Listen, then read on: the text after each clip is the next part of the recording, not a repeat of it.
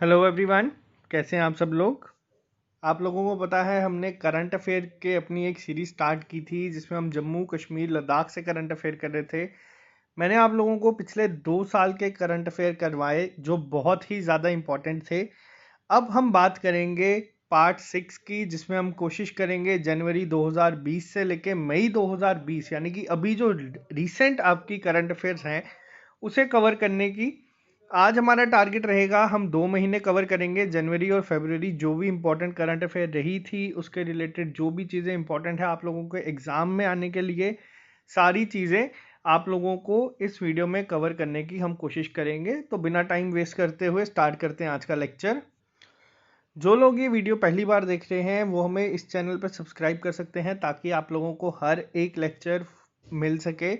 हम अभी account assistant की क्लासेस करवा रहे हैं, उसके बाद जो भी एग्ज़ाम हमारी स्टेट में आते रहेंगे हम उनकी, और जो भी सेंटर लेवल पे एग्ज़ाम आएंगे उनकी तैयारी आपको करवाते रहेंगे। किसी को भी अगर कोई डाउट है तो वो आप मेरे से इंस्टाग्राम पे पूछ सकते हैं। आप हमारा फेसबुक ग्रुप ज्वाइन कर सकते हैं। वीडियो स्टार्ट करने से पहले मैं आपको आज अपना फेसबुक ग्रुप दिखाऊंगा जिसमें आप देख सकते हैं कि किस तरह से लोग क्वेश्चंस पूछते हैं एक दूसरे से, और आप लोगों की बहुत ज़्यादा हेल्प हो जाएगी। उसमें वो भी चीज़ें कवर हो जाती हैं जो हम कई बार लेक्चर में स्किप कर देते हैं या कवर नहीं कर पाते हैं। अगर आपको एग्ज़ाम्स के रिलेटेड कोई अपडेट चाहिए तो आप हमारा पेज ज्वाइन कर सकते हैं। और ये देख रहे हैं जो इस पे हम करवाते हैं हर संडे को एग्ज़ाम के रिलेटेड कोई ना कोई क्विज। जो आज आपका क्विज है वो होगा आपका कंप्यूटर सिक्योरिटी का, प्लस उसमें आपको हम करवाएंगे डेटा रिप्रेजेंटेशन जो भी हमने थोड़े दिन पहले कवर किया है। इसके अलावा जो नेक्स्ट संडे का आपका क्विज है वो आपका होगा इकोनॉमिक्स का। 10 मार्क्स की सेक्शन है, इकोनॉमिक्स, स्टैटिस्टिक्स और साइंस। लोग बहुत ही ज़्यादा इसे अवॉइड कर रहे हैं, लेकिन आपको मैं बता रहा हूँ ये चीज़ें गेम चेंजर होंगी एग्जाम में। तो किस तरह होगी वो मैं आप अलग से आपको वीडियो में समझा दूंगा। तो चलिए स्टार्ट करते हैं हम आज का लेक्चर। सबसे पहले आपको मैं बता दूं, जे.एंड.के ने रजिस्टर किया है highest inpatient department care in the country. अब ये बेसिकली है क्या, आपको मैं पहले बता दूं कि इस रिपोर्ट में क्या कहा गया था। इस रिपोर्ट में ये कहा गया था कि जो 96% ऑफ आईपीडी केयर हैं in rural area of J&K is provided by public health services which is highest against the country average of 85%। आपको बस इतना पता होना चाहिए कि इन पेशेंट डिपार्टमेंट केयर की तरफ से जो अभी डेटा आया है उसके अकॉर्डिंग जे.एंड.के हाईएस्ट है, जिसमें सबसे ज़्यादा रजिस्टर्ड है। दूसरी बात करूं तो जे.एंड.के ने केरला को पीछे छोड़ दिया है किसमें, एक्सपेक्टेंसी, हाईएस्ट लाइफ एक्सपेक्टेंसी में।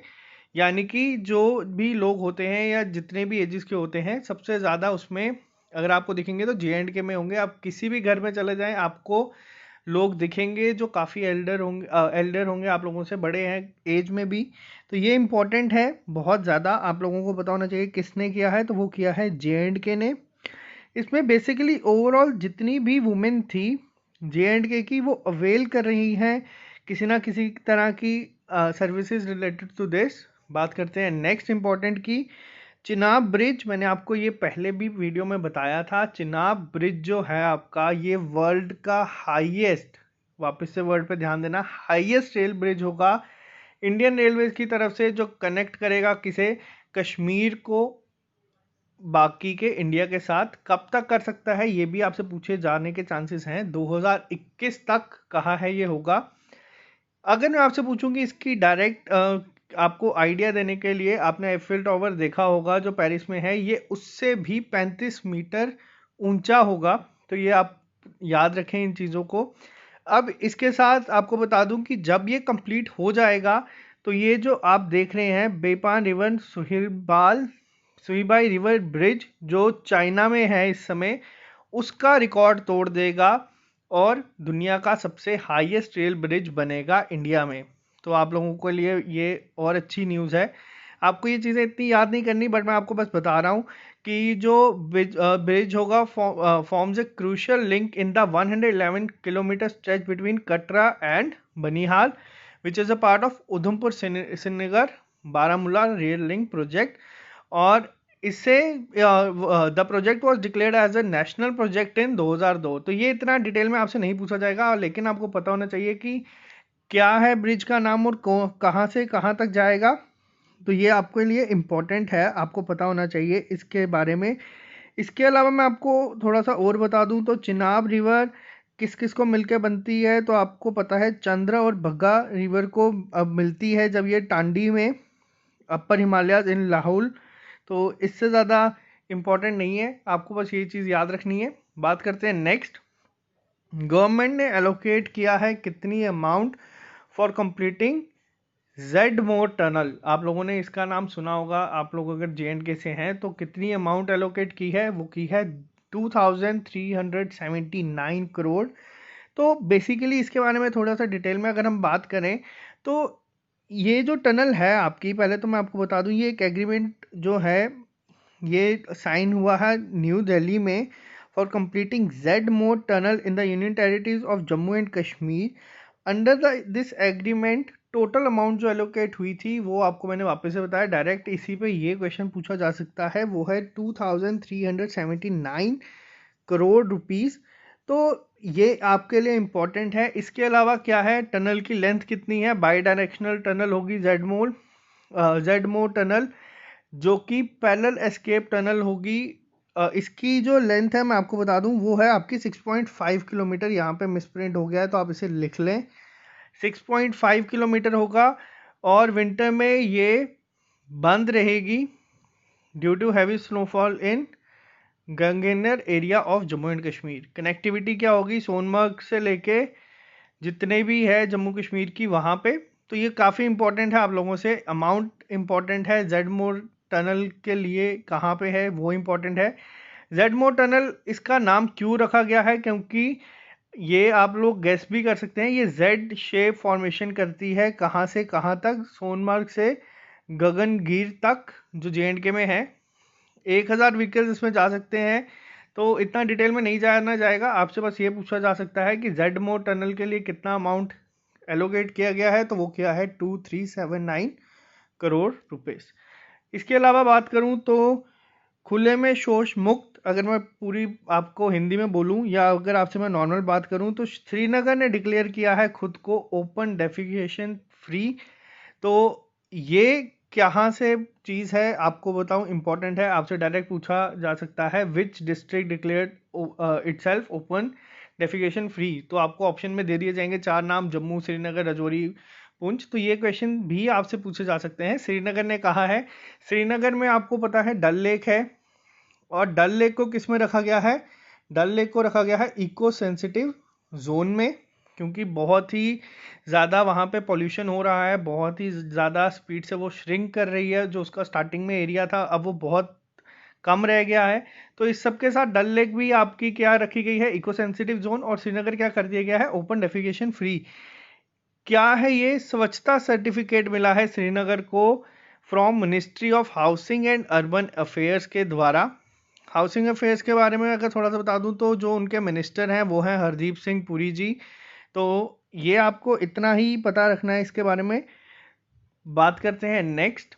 नीति आयोग और यूनियन टेरिटरी ऑफ लद्दाख ने एक MOU साइन किया है, किसके लिए, इंफ्रास्ट्रक्चर प्रोजेक्ट्स के लिए। अब आपसे डायरेक्ट क्वेश्चन किस फॉर्म में आ सकता है, आपसे पूछा जा सकता है कि नीति आयोग ने किस स्टेट या यूनियन टेरिटरी के साथ मिलकर MOU साइन किया है for the development of infrastructure project. तो ये किया है लद्दाख के साथ। इस MOU के अंडर जो होगा, NITI Aayog will provide support to Ladakh through DSSS या फिर आप बोल सकते हैं development support services to states for infrastructure project. तो ये इंपॉर्टेंट है, आप लोगों से ये भी डायरेक्ट पूछा जा सकता है। इसके अलावा कैबिनेट ने अप्रूव किया है, ये आप लोगों को पता है जनवरी में आया था ये, 37 new central laws in the concurrent list for implementation in the JNK union territory. किसके तहत किया है ये क्या है, section 96 of Jammu and Kashmir reorganisation act 2019। ये भी आपको पता होना चाहिए। और इसके साथ आपसे पूछा जा सकता है कि डायरेक्ट कितने सेंट्रल लॉज को किया है, तो वो किया है 37। किसके अंडर किया है, तो वो किया है section 96 of Jammu Kashmir reorganisation act 2019। तो आप ये याद रखें। इसके साथ ही इंपॉर्टेंट क्या है अगला मैं आपको बता दूं, जम्मू कश्मीर में आप लोगों ने नाम सुना होगा PHE डिपार्टमेंट और IFC डिपार्टमेंट। इन लोगों का, इन डिपार्टमेंट्स का नाम चेंज होके अब हो गया है जल शक्ति डिपार्टमेंट।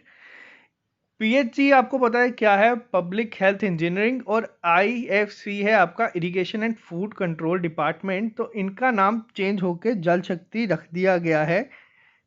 ये जो डिसीजन था ये लिया गया था under the chairmanship of Girish Chandra Murmu, जो अभी हमारे लेफ्टिनेंट गवर्नर हैं, और इन्होंने सेंक्शन कर दिया था कि अब से इनका नाम होगा जल शक्ति डिपार्टमेंट, क्योंकि आपको पता है पहली बार एक मिनिस्ट्री बनाई गई है अलग से, और एक मिशन चलाया गया है उस मिनिस्ट्री के द्वारा, Jal Jeevan mission, to achieve 100% coverage of piped water supply by 2021 December. तो ये इंपॉर्टेंट है आप लोगों से लिए। आपको एक और चीज़ इसमें एडिशनल मैं बता देता हूँ, जो इसका इनिशियल फेस होगा उसमें 7 डिस्ट्रिक्ट को कवर किया जाएगा हमारे JNK से। वो डिस्ट्रिक्ट कौन कौन सी हैं ये आपको पूछा नहीं जाएगा, बट मैं आपको बता देता हूँ क्योंकि ये चीज़ें आपको फिर याद रहती हैं। पुंछ है आपकी, रियासी है, सांबा है, श्रीनगर है, श्रीनगर के साथ आपकी गांदरबल है, और आपकी शोपियां एंड पुलवामा।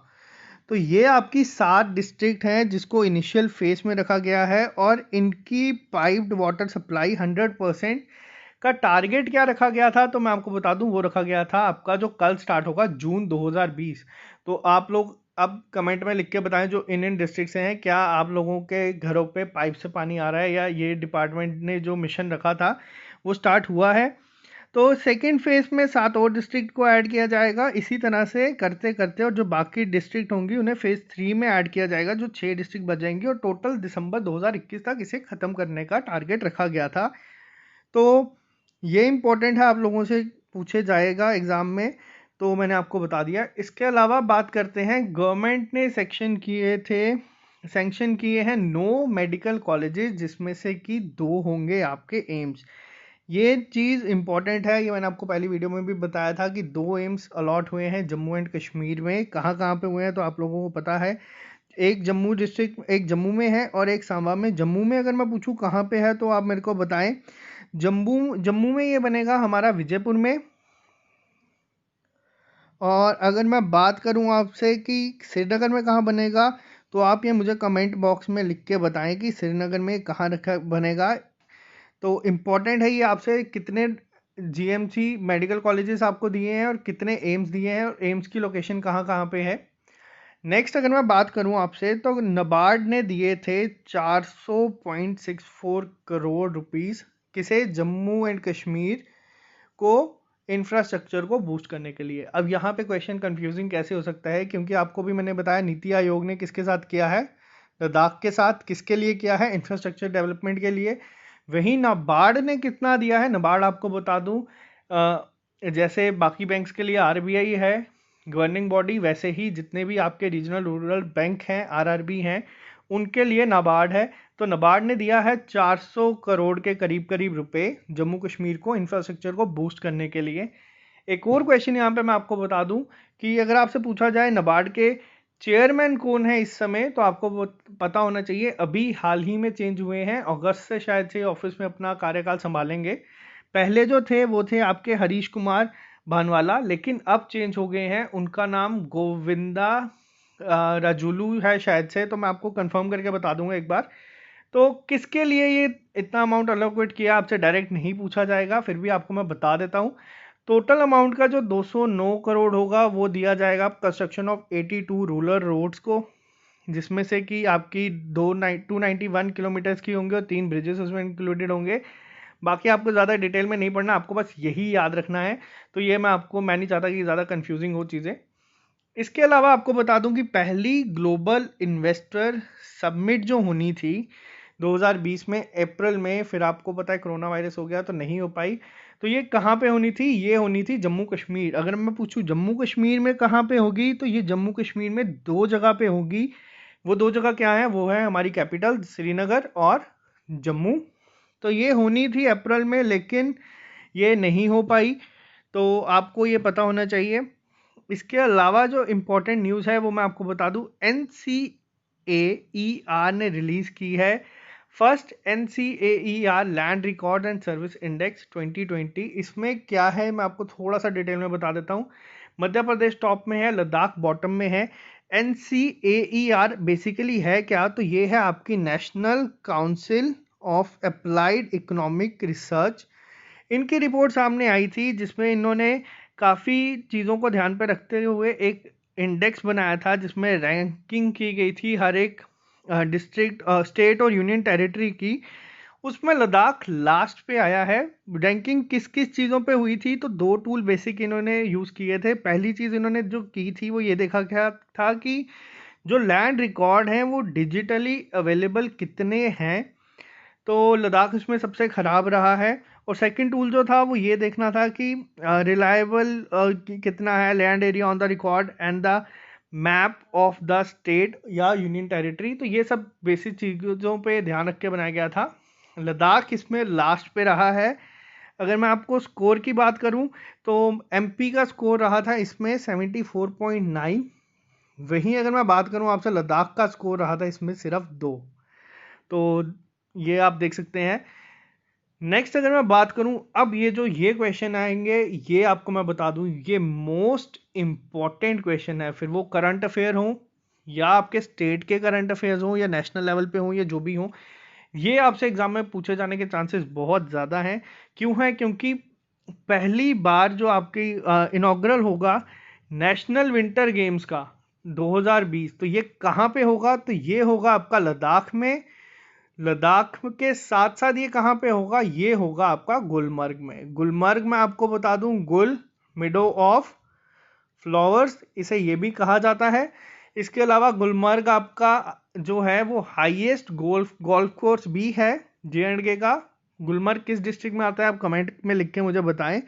तो ये बहुत ही ज़्यादा है इम्पोर्टेंट आप लोगों के लिए। गुलमर्ग में कहाँ होगा? तो ये एक जगह है गुलमर्ग में, कोंगडोरी।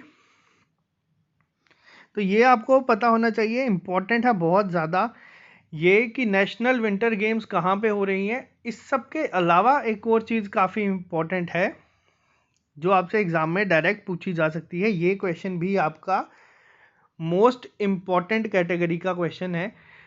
किरण रिजिजू आपको पता है कौन है? किरण रिजिजू हमारे हैं minister of state for youth affairs and sports. इन्होंने क्या कहा है कि फर्स्ट एवर खेलो इंडिया विंटर गेम्स, तो ध्यान रखना इन वर्ड्स का, खेलो इंडिया विंटर गेम्स भी कहाँ होगी? आपकी लेह लद्दाख में।